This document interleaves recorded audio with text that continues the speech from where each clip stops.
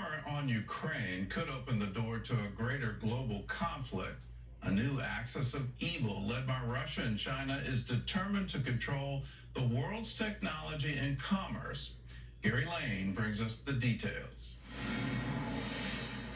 Within hours of invading Ukraine, Vladimir Putin made an urgent phone call to Beijing. He wanted to discuss his actions with Chinese President Xi Jinping. Not only did Xi know about the invasion in advance, Western intelligence officials say the Chinese requested Putin delay military action until after the Beijing Olympics. Russia obliged. This revelation indicates a strengthening of the Sino-Russian alliance and suggests the potential for President Xi to rely on his Russian partner for additional help.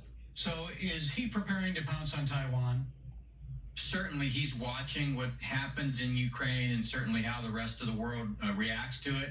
I think Putin went to China in order to get Xi's blessing for the invasion. And perhaps a nod toward closer cooperation.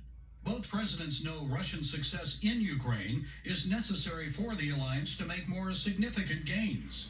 Russia the bear and China the dragon are looking at a way to undermine the United States on the edges of their spheres of influence. If the Russians extend their area of hegemonic influence over Eastern Europe, China backs it.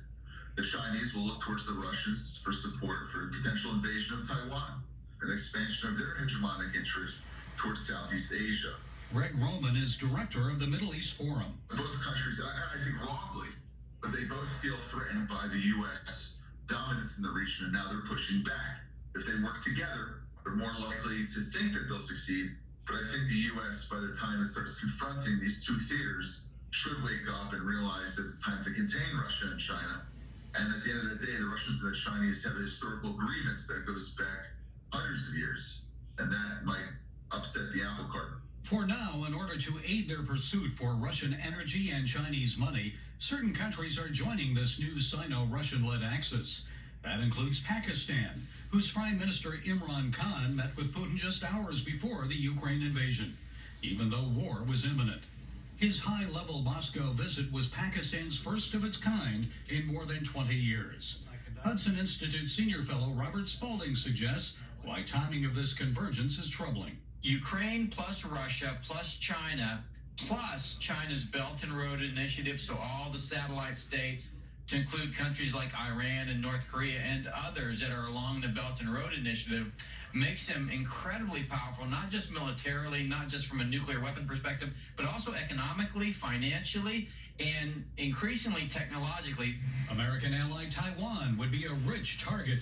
It has plenty of wealth and technology, currently accounting for 60% of the world's semiconductor revenue. A coordinated military invasion of the island would give the members of this alliance dominance over the global microchip industry. That could prove devastating to the U.S. defense industry, which relies heavily on its allies' tech. Taiwan Semiconductor is the best chip manufacturer in the world today. It's no longer American companies. It is TSMC. Now, the good news is they've started to build a fab in Arizona. So, part of what we would be doing in the response to a potential invasion by China would be relocating the engineers and scientists that work on chips, and as many of the people of Taiwan that would like to, leave before the invasion begins. Concerns over this anti-American axis extend far beyond Taiwan and advanced Chinese military capabilities. North Korea, a longtime member, continues to threaten its neighbors with missile launches, and Iran may soon possess a nuclear weapon. Technology experts also warn that China's advances in artificial intelligence already exceed those of the United States. It's really a fundamentally different world, and the tragedy of it all is that we helped them build it. And we're not doing a lot to advance our own, are we? This has been growing.